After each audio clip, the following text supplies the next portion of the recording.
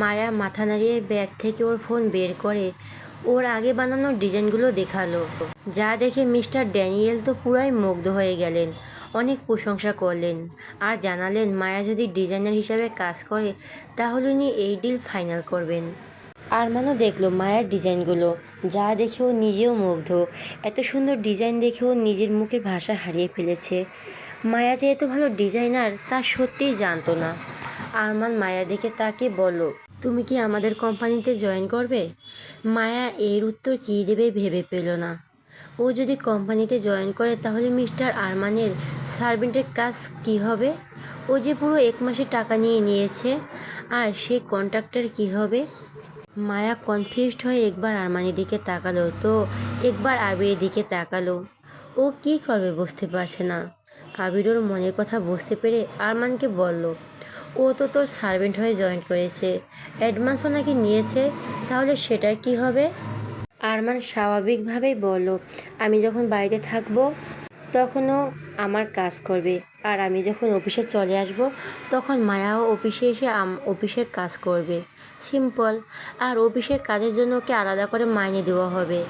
Mister Daniel ভাঙা ভাঙা বাংলায় বলল, আপনারা তাহলে আপনাদের মতো কথা বলে নিন, আমি তাহলে আজ উঠি। আবার 1 সপ্তাহ পর দেখা হবে, তখন আমি এসে ডিজাইন ফাইনাল ধরে রাখবো। হেই, 1 সপ্তাহের মধ্যে 100 ডিজাইন রেডি রাখবেন। কথাগুলো বলে উঠে দাঁড়ালেন মিস্টার ড্যানিয়েল, সাথে তার পিএও। ওনাকে উঠে দাঁড়াতে দেখে আরমান আর আবিরও উঠে দাঁড়ালো। আরমান হাত বাড়িয়ে দিল হ্যান্ডশেক করার জন্য, মুখে বলল, okay mister Daniel, see you soon. Mister Daniel আরমানের মধ্যে হ্যান্ডশেক করে মায়াকে উদ্দেশ্য করে বলল, বাই মায়া, আবার দেখা হবে, ভালো থেকো। মায়া হালকা হেসে বলল, বাই মিস্টার ড্যানিয়েল, আপনিও ভালো থাকবেন। এরপর মিস্টার ড্যানিয়েল ও তার পিয়ে বেরিয়ে গেল আরমানের কেবিন থেকে। আবির গেল ওনাদের এগিয়ে দিতে। আরমান মায়ের কাছে এসে বলল, কি মিস মায়া, কি ভাবছো? এত বড় একটা কাজের দায়িত্ব নিতে পারবে তো? মায়া, একদম মিস্টার আরমান, আপনি তো বললেন এই কাজের জন্য আমাকে মাইনে দেওয়া হবে, আর আপনি তো জানেনই আমি টাকার জন্য সব করতে পারি। তাচ্ছিল্য হেসে বলো, হ্যাঁ সে তো জানি। তা তো কিভাবে জানি? মিস্টার ড্যানিয়েলকে পটিয়ে ফেললে। তবে এটা আমার কোটি টাকার প্রজেক্ট, এতে একটুও ভুল চাই না। মায়া, কোনো ভুল হবে না মিস্টার আরমান, বিশ্বাস রাখতে পারেন। আরমান, ঠিক আছে রাখলাম বিশ্বাস, তাহলে কালকেই জয়েন হবে যেও। আর হ্যাঁ, তোমার সব প্রয়োজনীয় ডকুমেন্ট নিয়ে আসবে। কাল আর কাল থেকে কাজ শুরু করতে হবে। মায়া, ঠিক আছে স্যার। তখনই রুমে আবির প্রবেশ করে। আবির, সব কথা হয়ে গেছে তোদের? তাহলে জয়েন করছো তো মিস মায়া তালুকদার? মায়া, হ্যাঁ ভাইয়া, এত বড় একটা অফার ছাড়া যায়? আবির, হ্যাঁ একদম। আচ্ছা আরমান, তুই এবার বাড়ি যাবি তো? আমিও যাব। চলো মায়া, তুমিও আমার সাথে। তোমার এখনো লাঞ্চ করা হয়নি। মায়া, আরে না না ভাইয়া, ঠিক আছে, আমি চলে যেতে পারবো। আর ওই বাড়ি যাওয়ার আগে আমাকে একবার আমার বাড়িতেও যেতে হবে। আমার প্রয়োজনীয় জিনিসপত্র নিতে হবে, সাথে জামা কাপড়ও। আবির, আরে তো কি হয়েছে, আমার গাড়ি আছে, প্রথমে আমরা রেস্টুরেন্টে যাব, সেখানে তুমি লাঞ্চ করবে, তারপর তোমাকে নিয়ে তোমার বাড়ি যাব। যা যা লাগবে তুমি নিয়ে নিও, তারপর আমরা শাওরিয়া ম্যানশনে চলে যাব। সিম্পল। ঠিক বলিনি আরমান? আবিরের শেষের কথায় উত্তরে আরমান গম্ভীর গলায় বলে উঠল, সেটা তো তোরাই ভালো জানবি। কথাটি বলে আর এক মুহূর্ত দাঁড়ালো না আরমান। গটগট পায়ে বেরিয়ে গেল কেবিন থেকে। কেন জানি আবিরের সাথে এতটা ফ্রিভাবে মায়ের কথা বলা আরমানের পছন্দ হচ্ছে না। এমনভাবে কথা বলছে যেন কতকালের চেনা। প্রচণ্ড রাগ এবং বিরক্ত লাগছে ওদের দুজনের একসাথে দেখে। আরমান গটগট পায়ে কেবিন থেকে বেরিয়ে যেতেই আবির একটা বাঁকা হাসি দিল। এটাই তো চাইছিল ও। ওকে যে ওর দেওয়া কথা রাখতেই হবে, যেভাবেই হোক ওদের দুজনকে করতেই হবে। আবির ওদের পরে যে পোস্টে আছে তাকে সব কিছু বুঝিয়ে দিয়ে আবির আর মায়াও বেরিয়ে যায় অফিস থেকে। অফিস এখনও ছুটি হয়নি, কিন্তু আরমান আর আবির তবুও চলে গেল, যেহেতু আজকে একটা মিটিং চলছিল। বাইরে এসে মায়া আবিরকে বলল, ভাইয়া আমি চলে যেতে পারবো, আপনি চলে যান। আবির, একদম চুপচাপ এখানে দাঁড়াও, আমি গাড়ি নিয়ে আসছি। এই বলে আবির চলে গেল পার্কিং লট থেকে গাড়ি আনতে। কিছুক্ষণের মধ্যে আবির চলে আসলো। তারপর মায়ার জন্য ওর পাশে মানে সামনের সিটের দরজা খুলে দিল। মায়াও উঠে বসে সিট বেল্ট লাগিয়ে নিল। এরপর প্রথমেই আবির মায়াকে নিয়ে রেস্টুরেন্টে গেল। মায়ার জন্য ভারী খাবার অর্ডার করে নিজের জন্য কফি অর্ডার দিল। তারপর ওদের খাওয়া শেষ হলো। আবারও গাড়িতে উঠে বসলো। গাড়ি ওদের বাড়ি যাওয়ার রাস্তা ধরতেই মায়া বলে উঠল, ভাইয়া একবার হসপিটালে যেতে হবে। আবির অবাক হয়ে বলল, হোয়াট? হসপিটাল কিন্তু কেন? মায়া দুঃখিত গলায় বলল, পাপা হসপিটালে ভর্তি আছে ভাইয়া। ডাক্তার বলেছে পাপা আর বেশি দিন বাঁচবে না। তখনও ওদের গাড়ি চলছিল। মায়ের বলা শেষ কথাটা শুনে আবির জোরে ব্রেক কষে গাড়ি থামিয়ে দিল। কেন কথাটা শোনা মাত্রই থমকে গেল ও। মায়া মুখ তুলে তাকালো আবিরের দিকে। আবিরও তাকালো মায়ার দিকে। মায়ার দুই চোখে তখন অশ্রুধারা। পিছনে গাড়ির হর্ন শুনে আবির গাড়িটা রাস্তার একপাশে লাগালো। তারপর মায়াকে জিজ্ঞাসা করলো, কি হয়েছে আঙ্কেলের? কান্না ভেজা গলায় বলল, ক্যান্সার, লাস্ট স্টেজ, কেমোথেরাপি চলছে, তবুও বাঁচবে কিনা গ্যারান্টি নেই। মায়া কথা শুনে আবির নিজের মুখের ভাষা যেন হারিয়ে ফেলল। ও কি বলে মেয়েটাকে সান্ত্বনা দিবে বুঝতে পারল না। মেয়েটার যে ওর বাবা ছাড়া এই দুনিয়ায় আর কেউ নেই। যদি ওর বাবার কিছু হয়ে যায় তাহলে কোথায় যাবে এই মেয়েটা? এই দুনিয়া যে বড়ই নিষ্ঠুর। তা যদি হয় আবারও একটা অনাথ মেয়ের জন্য। মায়া তখনও মাথা নিচু করে নিঃশব্দে কেঁদে চলছে। আবির ওর হাতটা মায়ের মাথায় রেখে বলল, সব ঠিক হয়ে যাবে ইনশাল্লাহ, আল্লাহর উপর বিশ্বাস রাখো। মায়া মুখে কিছু বলে না, শুধু ওড়না দিয়ে চোখের পানিটুকু মুছে নিল। তারপর নিজেকে স্বাভাবিক করতে চাইল। ও চায় না ওর দুর্বলতাগুলো কাউকে দেখাতে, কিন্তু এই মানুষটার সামনে কিছুতেই নিজেকে আড়াল করতে পারে না। কষ্টগুলো বেরিয়েই যায়। আবির, আর তাই তুমি তোমার বাবাকে বাঁচাতে আরমানের পার্সোনাল সার্ভেন্টের কাজ করতে এসেছো, তাই তো? মায়া মুখে কিছু বলতে পারল না, শুধু মাথা নাড়িয়ে হ্যাঁ বোঝালো। আবির আবারও বলল, কিন্তু তুমি যে আগে একটা কোম্পানিতে জব করতে, ডিজাইনারের। মায়া একটা তাচ্ছিল্যের হাসি দিয়ে বলল, জানেন তো ভাইয়া, এই দুনিয়ার একটা মেয়ের বেঁচে থাকার অনেক কঠিন। এই দুনিয়ার কিছু মানুষরূপী হায়না বাস করে, যারা সুযোগ পেলে অসহায় মেয়েদের ছিঁড়ে খেতে চায়। আমাকে ওই অফিসের ম্যানেজার মলেস্ট করার চেষ্টা করেছিল, তাই ছেড়ে দিয়েছি ওই চাকরি। চাকরি ছাড়ার পরের দিন ওই কোম্পানির এমডি নিজে দেখা করতে এসেছিল আমার সাথে। নিজে আমার বাড়ি এসে জানতে চেয়েছিল চাকরি ছাড়ার কারণ। ডাবল মাইনে দিতে রাজি ছিল আমারও ওই অফিসে জয়েন করার জন্য, কিন্তু আমি রাজি হইনি। তার কিছুদিন পরই পাপার ক্যান্সার ধরা পড়ে। ধরা অবশ্য অনেক আগেই পড়েছিল। পাপা জানতো। পাপা নিজেই ব্যাংক থেকে লোন নিয়ে একা একাই চিকিৎসা করাচ্ছিল। ভেঙে পড়ব ভেবে পাপা আমায় কিছু জানতে দেয়নি। পাপার শরীরও দিন দিন ভেঙে পড়েছিল। আমি কিছু বললেই বলতো বয়স হয়েছে, এমনি একটু শরীর খারাপ, তাই এমন হচ্ছে। পরে কিছুদিন আগে পাপার অতিরিক্ত শরীর খারাপ শুরু করে। হসপিটালে নিয়ে গেলে আমি জানতে পারি, আর সেই থেকে পাপা হসপিটালে ভর্তি। এরপরে অনেক জায়গায় চাকরির জন্য গিয়েছিলাম, কিন্তু পাইনি। আপনি তো জানেন পড়াশোনাও বেশি দূর করিনি। আবির কি বলবে বুঝতে পারল না। মায়াকে সান্ত্বনা দেওয়ার ভাষা যে ওর নেই। কিছু না বলে গাড়ি স্টার্ট দিল হসপিটালের উদ্দেশ্যে। হসপিটালে আবির আর মায়া প্রবেশ করলো ওর বাবাকে যেই কেবিনে রাখা আছে সেই কেবিনে। ওর বাবার চোখ বন্ধ করে শুয়ে আছে। মায়া গিয়ে ওর বাবার মাথায় হাত রাখতেই ওর বাবা চোখ মেলে তাকায়। আশরাফ সাহেব, এসেছিস মা? তোকে বলেছি আমায় বাড়ি নিয়ে চল মা, আমার এখানে একদম ভালো লাগছে না, ভীষণ কষ্ট হয় আমার। মায়া ওর চোখের পানি আড়াল করে ধরা গলায় বলো, আরে একটু কষ্ট সহ্য করো পাপা, দেখবে তুমি ঠিক হয়ে যাবে। এই আগের মতো। দেখো তোমার সাথে কে দেখা করতে এসেছে। আবির এগিয়ে গেল আশরাফ তালুকদারের কাছে। ওনার অবস্থা দেখে কি বলবে ভেবে পেল না। শেষ যখন ওনাকে দেখিয়েছিল তখন পুরোপুরি সুস্থ ছিল। সেই মানুষটিকে এই অবস্থায় দেখে ভীষণ খারাপ লাগছে। আশরাফ সাহেব আবিরকে দেখে হাত বাড়িয়ে দিয়ে বললেন, আবির বাবা তুমি এসেছো? এতদিন কোথায় ছিলে? আসুনি যে, আগে তো প্রায় আসতে। আবির, আমি দেশে ছিলাম না আঙ্কেল, এই এক সপ্তাহ হলো ফিরেছি। আপনি চিন্তা করবেন না, একদম ঠিক হয়ে যাবেন।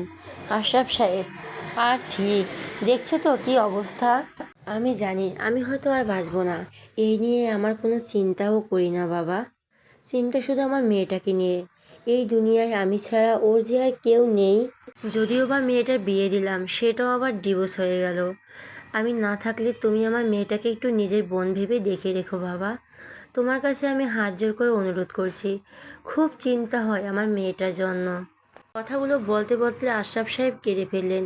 ওনার কথা বলতেও কষ্ট হচ্ছে, তবুও মেয়ের মুখের দিকে তাকিয়ে আস্তে আস্তে কথা বলছেন। এদিকে মায়ের চোখে তখন অশ্রু বন্যা। এমন কঠিন পরিস্থিতি দেখে আবিরের চোখ থেকে দু ফোঁটা জল গড়িয়ে পড়ল। মায়া নিজেকে সামলে মুখে হাসি ফোটানোর চেষ্টা করে বলল, পাপা, আমি কিন্তু এবার খুব রেগে যাচ্ছি। তুমি কী সব উল্টাপাল্টা বকে চলছো তখন থেকে। তুমি যদি এসব বলো, তাহলে আমি আর তোমার সাথে দেখা করতে আসবই না। শুধুমাত্র ডাক্তারের সাথে কথা বলে তোমাকে বাইরে থেকে দেখেই চলে যাব। আশরাফ সাহেব মুচকি হেসে বলেন, সে আমি খুব জানি তুই আসবি কি আসবি না। তুই যে আমার একমাত্র শেষ সম্বল মা। তুই না আসলে তো আমি আরোই মরে যাব। মায়া মিথ্যে রাগ দেখিয়ে অন্যদিকে মুখ ঘুরিয়ে বলল, আবার তুমি এই কথা বলছো? যাও, তোমার সাথে আর কথাই বলবো না। আরি। আশরাফ সাহেব মুচকি এসে বললেন, দেখেছো আবির বাবা, আমার মেয়েটা এখনও কতটা ছেলে মানুষই করে। আচ্ছা আবির বাবা, তুমি কি জানো ও এখন কোথায় চাকরি করেছে? ও তো হঠাৎ করে ওই জবটা ছেড়ে দিয়েছিল। আমার চিকিৎসা করতে তো অনেক টাকা খরচ হচ্ছে। তারপর এখন বলছে আবার একটা কোম্পানিতে কাজ করছে, সেখান থেকে নাকি লোনও নিয়েছে। তুমি এই বিষয়ে কিছু জানো? আসলে কি বলো তো বাবা, ভীষণ বন হয় মেয়েটাকে নিয়ে। আবির একবার মায়ার দিকে তাকালো, দেখলো মায়া অসহায় চোখে ওর দিকেই তাকিয়ে আছে। আবির বলল, হ্যাঁ আঙ্কেল। মায়া, আমি যেই কোম্পানিতে কাজ করি সেই কোম্পানিতে ও ডিজাইনার হিসাবে জয়েন করেছে। আর আপনি ওর জন্য একদম চিন্তা করবেন না, আমি আছি তো আমার বোনকে দেখে রাখার জন্য। আশরাফ সাহেব স্বস্তির শ্বাস ফেলে বললেন, যাক বাবা, কিছুটা চিন্তামুক্ত হলাম। মেয়েটা আমার তোমার কোম্পানিতে কাজ করছে শুনে আমার পুরো বিশ্বাস আছে তুমি আমার মেয়েটাকে দেখে রাখবে। এভাবে আরও কিছুক্ষণ কথা বলল। মায়ার বাবার কথা বলতে কষ্ট হলেও তা কাউকে বুঝতে দিল না। খুব আস্তে আস্তে কথাগুলো বলছিল। তারপর মায়া আবির ডাক্তারের সাথেও দেখা করলো। এরপর বেরিয়ে গেল মায়াদের বাড়ির উদ্দেশ্যে মায়ের প্রয়োজনীয় জিনিসপত্র আনতে। ওরা পৌঁছে গেল। আবির ওদের বাড়ি ঢুকলো না। ও জানালো এখানেই অপেক্ষা করবে, কারণ আশেপাশে আরও কিছু বাড়ি আছে। মায়াকে একটা ছেলের সাথে বাড়িতে ঢুকতে দেখে যদি কেউ কিছু মনে করে, সেইভাবে আবির বাড়িতে ভিতরে গেল না। কিছুক্ষণের মধ্যে মায়া একটা ব্যাগ নিয়ে হাজির হলো। তারপর ওরা দুজনেই রওনা দিল শাহরিয়ার ম্যানশনের উদ্দেশ্যে। শাহরিয়ার ম্যানশন। বাড়ির কলিং বেল বাজিয়ে বাইরে অপেক্ষা করছে মায়া আর আবির। মায়ার হার্টবিট বেড়ে গেছে। এতক্ষণ নিশ্চয়ই এই বাড়ির সবাই ফিরে এসেছে। বলবে ও সবাইকে, কিভাবে দাঁড়াবে ও সবার সামনে। আর আরমানের মা তো ওকে একদমই পছন্দ করে না। ওই মহিলাকে দেখলেই তো মায়ার ভয় লাগে। এসব ভাবতে ভাবতে দরজা খোলার আওয়াজ হলো। মায়ার সামনে তাকিয়ে দেখলো দাঁড়িয়ে আছে। আবির এগিয়ে গেল, মায়া গেল না। আবির পিছনে তাকিয়ে দেখলো মায়া এখনো দরজার কাছেই দাঁড়িয়ে। আবির, কি হলো, ওখানে দাঁড়িয়ে আছো কেন? এই বাড়ির সবাই ড্রয়িং রুমে সবাই বসা ছিল। আবিরের আওয়াজ সবাই ঘুরে তাকালো। এটা দেখার জন্য আবির কাকে ডাকছে। মায়া ভয়ে ভয়ে মাথা নিচু করে ধীর পায়ে এগিয়ে এলো। আর মায়াকে দেখার সাথে সাথে সবাই অবাকের শেষ পর্যায়ে পৌঁছে গেল। হতভম্ব হয়ে দাঁড়িয়ে গেল সবাই। মায়া কিছুটা এগিয়ে এসে মাথা নিচু করে দাঁড়িয়ে আছে। ঠিক তখনই শোনা গেল গম্ভীর গলার এক মহিলার আওয়াজ। তিনি সিঁড়ি দিয়ে নামতে নামতে বলছেন, ওহ তাহলে চলে এসেছো তুমি, আসো, তোমার অপেক্ষাতেই ছিলাম। মায়া মুখ তুলে তাকালো সামনের দিকে। মহিলাটি আর কেউ না, আরমানের মা, মিসেস সাবিনা শাহরিয়ার। খুব সুন্দর কাজের একটা শাড়ি পরে আছেন উনি।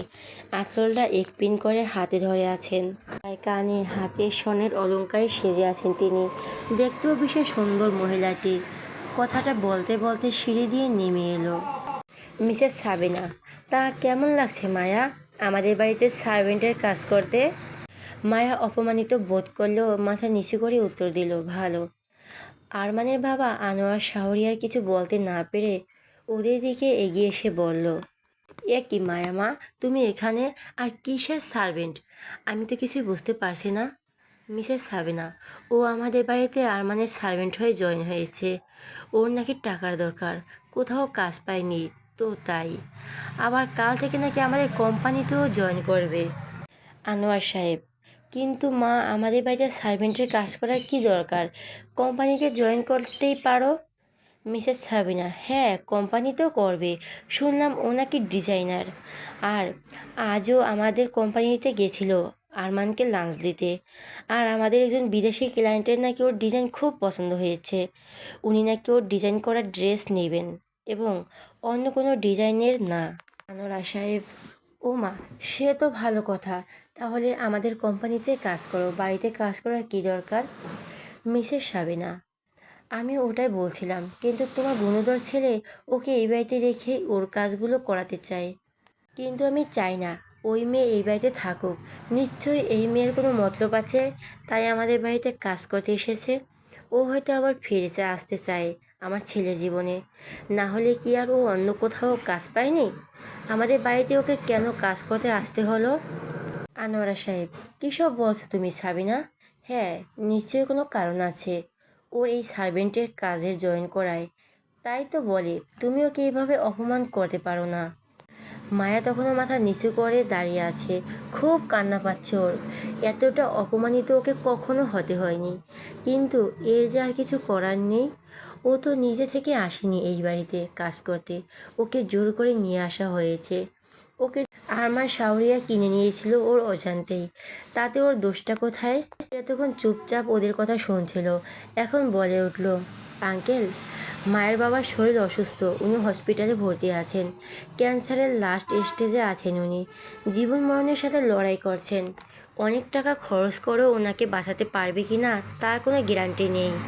অনেক টাকা খরচ হয় ওনার চিকিৎসা করাতে, আর মায়ের হাতে কোনো জব ছিল না, তাই ও বাধ্য হয়েছে আপনার ছেলের পার্সোনাল সার্ভেন্টের কাজ করাতে। মায়ের দুই চোখ তখন অশ্রুর বন্যা, মাথা নিচু করে কাঁদছে মেয়েটা। ও ওদের করা অপমানের জন্য কাঁদেনি, কাঁদছে ওর বাবার কথা ভেবে। আরমান তখন সিঁড়ি দিয়ে নেমে ছিল, কিন্তু আবিরের বলা কথাটা ওর কানে যেতেই সিঁড়ির মাঝখানে থমকে দাঁড়িয়ে গেল ও। আবির পুরো কথাটা স্পষ্ট শুনতে পেয়েছে ও। দুয়ে দুয়ে চারে মিলে গেল। যে প্রশ্নের উত্তর ও এতদিন নিজের মনে খুঁজেছিল, পেয়ে গেল সেই উত্তর আবিরের কথায়। আরমানের চাচি আঞ্জুমা বেগম মায়ের কাছে এসে মায়ের চোখের পানি মুছে দিয়ে বুকে জড়িয়ে ধরলেন। মেয়েটাকে ওনার প্রথম থেকে ভীষণ ভালো লাগে। আঞ্জুমা বেগম মায়ের মাথায় হাত বুলিয়ে দিতে দিতে বললেন, কাঁদে না মা, সব ঠিক হয়ে যাবে। জানো তো, আল্লাহ যা করেন তা বান্দার ভালোর জন্যই করেন, তাই চিন্তা করো না। আল্লাহ চাইলে তোমার বাবা ঠিক সুস্থ হয়ে যাবেন। মায়া এমন স্নেহভরা স্পর্শ পেয়ে গলে গেল যেন। ছোট থেকে মায়ের আদর পায়নি। ওর মা ওর জন্মের সময় মারা গেছেন, তাই মায়ের আদর ভালোবাসা কী জিনিস মায়া তা জানে না। আঞ্জুমা বেগম ওর এমন মায়া মমতা পেয়ে আরও জোরে শব্দ করে কান্না করতে লাগলো ও। যেই কান্নাটা এতদিন চাপা পড়েছিল সেটাই বেরিয়ে এলো যেন। নিজেকে সবার সামনে শক্ত দেখালো ও, যে ভিতরে ভিতরে বড়ই দুর্বল। আরমানের বাবা আনোয়ার সাহেবও এগিয়ে এসে মায়ের মাথায় হাত রাখলেন, কিন্তু মুখে কিছু বলতে পারলেন না। মিসেস সাবিনা বেগম মুখ বেঁকিয়ে বিড়বিড় করে বললেন, আদিক্ষেতা, যত সব ঢং। কিন্তু উনি বিড়বিড় করে বলল কথাটা ঠিকই সবার কানে গেল। মায়া আঞ্জুমা বেগমের মুখ থেকে মাথা তুলে দুই হাতে চোখের পানি ভালো করে মুছে নিল। না না, ও এইভাবে ভেঙে পড়তে পারে না। সবাই যে ওকে দুর্বল ভাববে তাহলে। সিম্পাথি দেখাতে আসবে সবাই, ও কারোর সিম্পাথি চায় না। আরমান সিঁড়ির দিকে নেমে এসে ড্রয়িং রুমের সোফায় বসলো। তারপর মায়াকে উদ্দেশ্য করে বলল, মায়া, যাও আমার জন্য কফি নিয়ে আসো। Black coffee without sugar. Anjuma Begum, কিন্তু আব্বু, ও তো এখন বাইরে থেকে এলো, এখনও ফ্রেশ হয়নি, আমি বানিয়ে দিই কফি। আরমান, না ছোটো আম্মু, যার যেটা কাজ তাকে সেটাই করতে দাও। মায়া নিজেকে স্বাভাবিক করে বলে উঠল, আমি আনছি ছোটো আম্মু, তুমি বসো। না মানে আন্টি, সরি, আসলে ভুল করে বেরিয়ে গেছে। আঞ্জুমা বেগম মুচকি এসে বললেন, ছোটো আম্মুই ডেকো, তুমি তো আমার আরেক মেয়ে। এমন না যে কাউকে কিছু বললে ডাকতে গেলে রক্তের সম্পর্ক বা কাগজের সম্পর্ক থাকতে হবে। ডাকটা মন থেকে আসে, কোনো সম্পর্ক থেকে না। মায়াও মুচকি হেসে বলো, ঠিক আছে ছোট আম্মু। সাবিনা বেগম, ঢং দেখলে বাঁচি না, হুম, বলে উনি সিঁড়ি দিয়ে উপরে চলে গেলেন। আবির মায়াকে বলল, মায়া রুবিকে বলবে তো আমার রুমে 1 কাপ কফি দিয়ে যেতে। মায়া, আমি দিয়ে আসছি ভাইয়া, তুমি যাও ফ্রেশ হয়ে নাও। আঙ্কেল, আপনার কিছু লাগবে? শেষের কথাটা মায়া আরমানের বাবা ও চাচার উদ্দেশ্যে বলল। আরমানের বাবা বললেন, একটু চা হলে ভালো হতো মামুনি, কিন্তু তুমি আগে ওদের কফি দাও, তারপর ফ্রেশ হয়ে আমাদের একটু চা দিও। তোমার হাতে চা খেতে ভীষণ ভালো লাগে আমার। আরমানের চাচা মনোয়ার সাহেবও বলে উঠলেন, আমারও ভালো লাগে।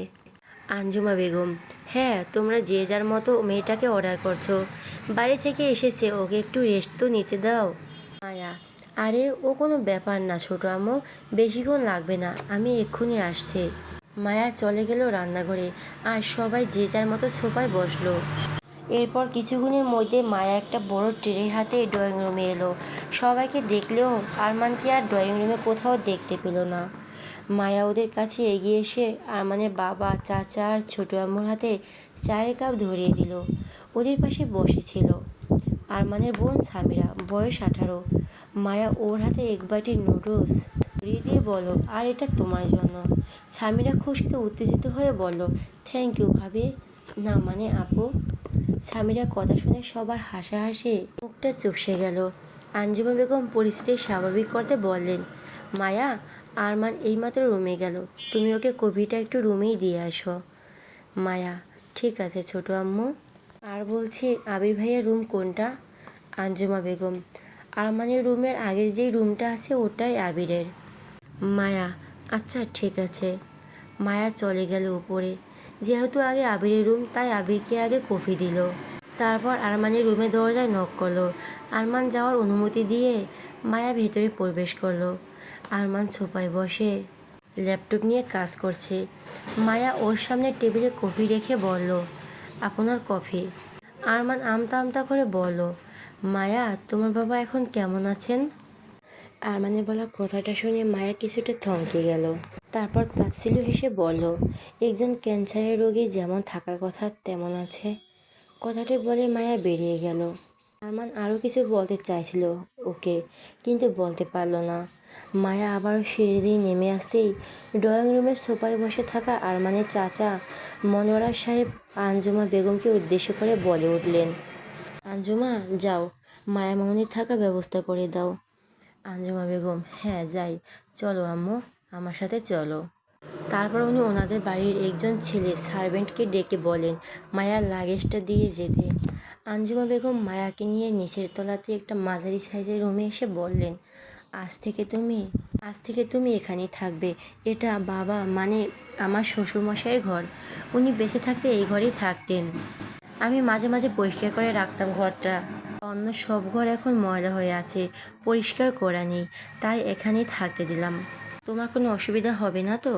মায়া হালকা হেসে বলল, না ছোট আম্মু, কোনো অসুবিধা হবে না, বরং এই ঘরটা আমার খুব পছন্দ। আঞ্জুমা বেগম, আচ্ছা তাহলে তুমি ফ্রেশ হয়ে নাও, পরে জমিয়ে আটা দেবো। আর ওই যে আলমারি, তুমি তোমার সব জিনিস ওখানে রাখতে পারো। মায়া, ঠিক আছে ছোট আম্মু। আঞ্জুমা বেগম চলে গেল আর মায়া লাগেজ থেকে জামা বের করে ওয়াশরুমে গেল ফ্রেশ হতে। তারপর ফ্রেশ হয়ে এসেই প্রথমে কল লাগালো হসপিটালে ওর বাবার খোঁজ খবর নিতে। কথা বলা হয়ে গেলে ও ওর লাগেজ থেকে জামাগুলো বের করতে লাগলো আলমারিতে গুছিয়ে রাখার জন্য। তারপর একে একে সব জামা গুছিয়ে রাখলো। তারপর ব্যাগ থেকে প্রতিদিনের ব্যবহৃত জিনিসগুলো বের করে ছোট ড্রেসিং টেবিলটায় রাখলো। তারপর লাগেজ থেকে বের করলে একটা ডায়েরি। ওই ডায়েরিতে আছে কিছু ড্রেসের ডিজাইন। যখন ওর খুব মন খারাপ হয় বা ওর মন খুব ভালো থাকে, তখন বসে বসে এই ডায়েরিতে ডিজাইন করে। এই ডায়েরিতে করা ডিজাইন কখনো কোথাও দেয়নি ও। আলমারিতে একটা ছোট্ট লকার আছে, সেই লকারটা খুললো ডায়েরিটা ওখানে রাখার জন্য। কিন্তু লকারটা খুলতে চোখে পড়লো একটা কাঠের ছোট্ট বাক্স। বাক্সটা অনেক দিনের পুরনো। মায়া বাক্সটা হাতে নিয়ে হাত বুলিয়ে দেখলো। কি মনে করে বাক্সটা খুলতে গিয়েও খুলল না, আবারও আগের জায়গায় রেখে দিল। আর তার পাশে রাখলো ওর ডায়েরিটা। তখনই ওই ঘরের দরজা নক হলো। মায়া আলমারিটা বন্ধ করে দরজা খুলে দিতেই দেখতে পেল হাসি মুখে দাঁড়িয়ে আছে সামিরা।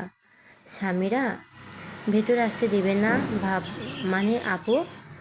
সামিরা ভাবি বলতে যাচ্ছিল, কিন্তু ও বুঝতে পেরে থেমে গেল। এরা দুঃখী দুঃখী মুখ করে বলল, সরি আপু, আসলে আগে যখন তোমাদের বাড়িতে যেতাম তখন ভাবি বলে ডাকতাম, তো তাই এখনও বেড়েই যাচ্ছে।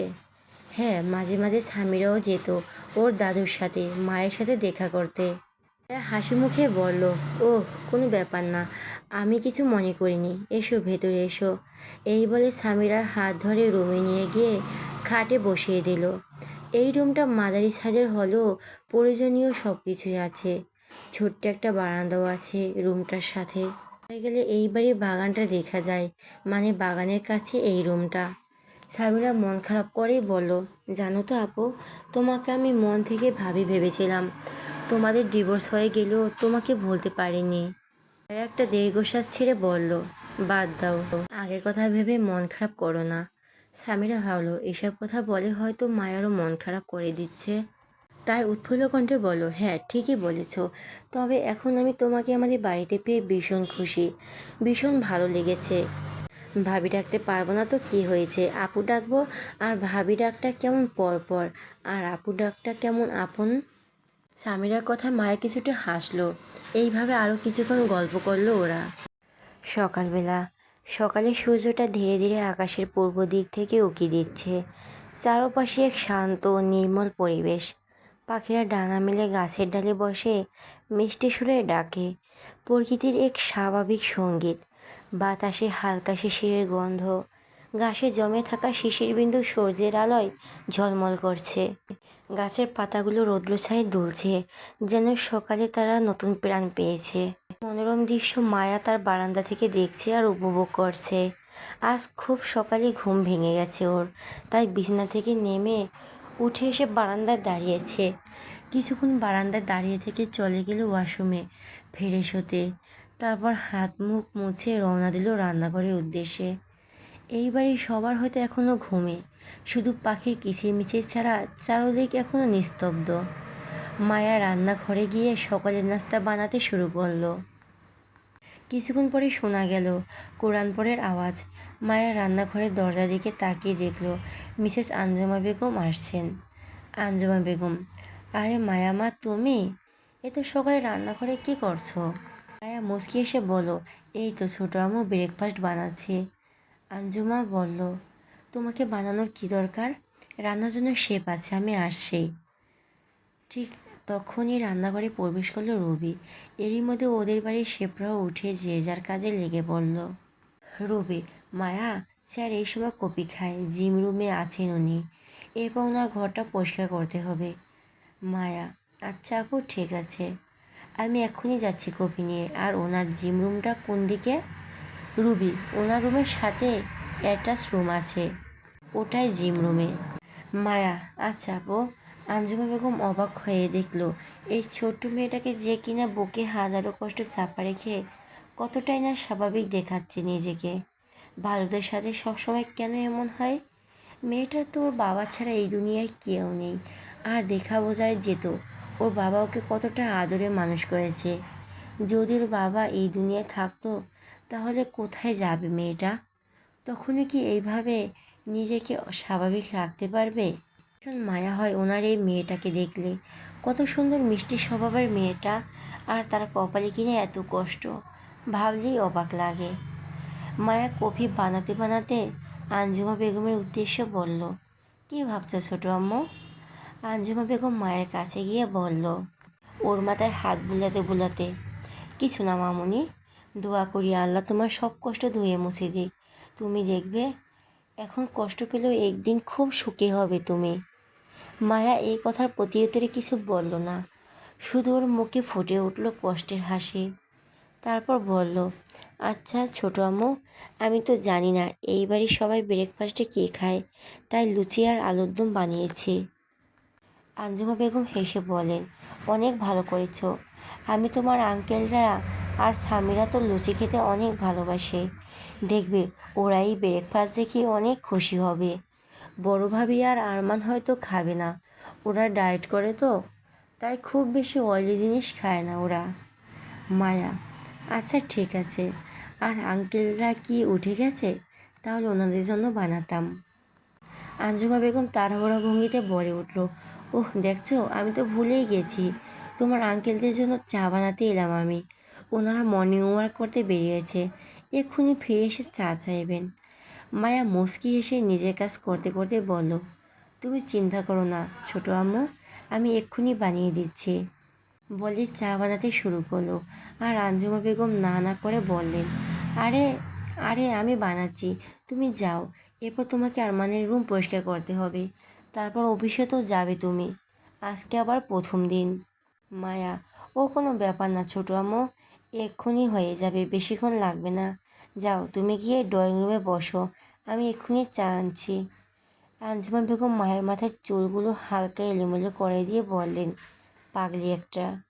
বলে উনি চলে গেলেন। এদিকে মায়া নিজের কাজে ব্যস্ত হয়ে গেল। এরপর কিছুক্ষণের মধ্যেই মায়া সব কিছু রেডি করে রান্নাঘর থেকে উকি দিয়ে ড্রয়িং রুমে তাকালো। দেখলো আঙ্কেলরা চলে এসেছে। মায়া একটা ট্রেতে করে চা নিয়ে গেল ওনাদের কাছে, ছোট আম্মুকে চা দিল। এরপর আবার রান্নাঘরের দিকে আরমানের জন্য বানানো কফি নিয়ে এগিয়ে দোতলায় দিকে। তারপর আরমানের রুমের দরজার সামনে দাঁড়িয়ে অনেকক্ষণ নক করার সত্ত্বেও ভেতর থেকে কোনো আওয়াজ আসছিল না। ওর মনে পড়ল রুমি বলেছিল জিম রুমে থাকবে এই সময়, তাই হয়তো অত দূরে নক করার আওয়াজ যাচ্ছে না। মায়া আর কোনো কিছু না ভেবে রুমের দরজা খুলে ভিতরে প্রবেশ করলো। ওর এই রুমটা ভালো করে দেখা হয়নি কখনো, তাই পুরো রুমটা একবার চোখ বুলালো। বিশাল বড় রুমটায় সব রকমের ফার্নিচারও আছে। পুরো রুমটা সাদা কালার, তার সাথে দরজা জানালার পর্দা থেকে শুরু করে বিছানায় চাদরটাও সাদা কালার। এই তো ঝাঁ চকচকে রুমটা কি পরিষ্কার করবে ভেবে পেল না মায়া। রুমে কিং সাইজের একটা বেড রাখা, আর তার কিছুটা পাশে একটা বিশাল বড় ব্যালকনি, থাই গ্লাস লাগানো। সেই থাই গ্লাস ভেদ করে রুমে সকালে মিষ্টি রোদ প্রবেশ করছে। রুম থেকে যতদূর দেখা যাচ্ছে তাতে মনে হচ্ছে ব্যালকনিটা অনেক ফুল গাছ দিয়ে সাজানো। মায়ের আবার ফুল গাছ অনেক পছন্দ, তাই মায়া কপি হাতেই এগিয়ে যেতে গেল সেই দিকে। কিন্তু তখন একটা মোটা গম্ভীর পুরুষের আওয়াজ ভেসে এলো ওর কানে, আমার রুমে কি করছো তুমি? আমার একটা টাওয়াল দিয়ে ঘামে ভিজে থাকে শরীরটা মুছতে মুছতে জিম রুম থেকে বেরিয়ে আস্তে আস্তে মায়ের উদ্দেশ্য করে কথাটা বলল। মায়া আরমানের গম্ভীর গলার আওয়াজে থেমে গেল। তারপর আস্তে আস্তে আরমানের দিকে ঘুরল, কিন্তু তখন ওর মাথা নিচু করে রেখেছে। আরমান আবারও গম্ভীর গলায় বলল, কারো রুমে ঢুকতে হলে আগে অনুমতি নিতে হয়, সেই জ্ঞানটা নেই তোমার? মায়া: সরি, আসলে আমি আপনার জন্য কফি এনেছি। বাইরে থেকে অনেকবার নক করেছি, কিন্তু আপনি হয়তো শুনতে পাননি, তাই বাধ্য হয়েই ঢুকেছি রুমে। কথাগুলো বলে মায়া মুখ তুলে তাকালো আরমানের দিকে, আর সাথে সাথে পিছনে ঘুরে দিকে ঘুরে গেল ও। কারণ আরমানের গায়ে কোনো জামা ছিল না, শুধু একটা থ্রি কোয়ার্টার প্যান্ট পরা ছিল। আমার মায়াকে এইভাবে পিছনে ঘুরে দাঁড়াতে দেখে এগিয়ে এলো মায়ার সামনে। একদম মায়ের ঠিক পেছনে পিঠ ঘেঁষে দাঁড়িয়ে মায়ের কানের কাছে মুখ নিয়ে বাঁকা হেসে সুলভ হয়ে যে বলো, এমন ভাব করছে যেন মনে হচ্ছে তুমি আমাকে এই অবস্থায় প্রথমবার দেখছো। মায়া ভীষণ লজ্জা পেল ওর কথায়। এই লজ্জা একজন স্বামীর কথায় স্ত্রী পায়, তেমন লজ্জা নয়। এই লজ্জা অপমানের লজ্জা, এই লজ্জা অন্যজনের থেকে অপমানিত হওয়ার লজ্জা। মনে পড়ে গেল সেই দিন সেই ক্লাবের কথা। ওর বাবাকে হসপিটালে ভর্তি করার পরই টাকা চেয়েছিল ওর কাছে। আগে নাকি হসপিটালে বিল জমা করতে হবে, তারপর ট্রিটমেন্ট শুরু করবে। অনেক রিকোয়েস্ট করে 2 দিন সময় চেয়েছিল ও। তারপর অনেক জায়গায় ছুটেছিল টাকার জন্য, কিন্তু কোনো কুপ্রস্তাব ছাড়া কেউ ওকে টাকা দিতে চায়নি। প্রথম দিন ব্যর্থ হয়েছিল টাকা জোগাড় করতে। তারপর ওর একটা কলেজ ফ্রেন্ডকে কল করে, তেমন একটা কাছের বন্ধু ছিল না, এমনি চেনা পরিচয় ছিল। ওর কাছে সাহায্য চাইলে ওই মেয়েটা ওকে এই ক্লাবের ঠিকানা দেয় আর এই কাগজে কাজের প্রস্তাব দেয়। মায়া প্রথমে না করে দিয়েছিল। মেয়েটি অনেক বুঝেছিল যে এত টাকা হঠাৎ করে কেউই ওকে দিতে পারবে না, ওটাই একমাত্র উপায়। তারপর মায়াও না করে দিয়েছিল। আবারও সারাদিন ছুটে বেরিয়েছিল অনেক জায়গায় লোনের জন্য, কিন্তু একদিন লোন দেওয়া সম্ভব নয়। সন্ধ্যা থেকে হসপিটাল থেকে কল আসে, ও যদি টাকা জমা না করে তাহলে ওর বাবাকে কেবিন থেকে বের করে দেওয়া হবে। তখন মায়ের হাতে আর কোনো উপায় ছিল না। ওর মায়ের রাখা গয়নাগুলো বিক্রি করে যেই টাকাটুকু জোগাড় করেছিল সেই টাকাটুকুই জমা করে আসে হসপিটালে। আর ওই রাতটুকুই সময় চেয়ে নেয়, বাকিটা কাল সকালে জমা করবে বলে।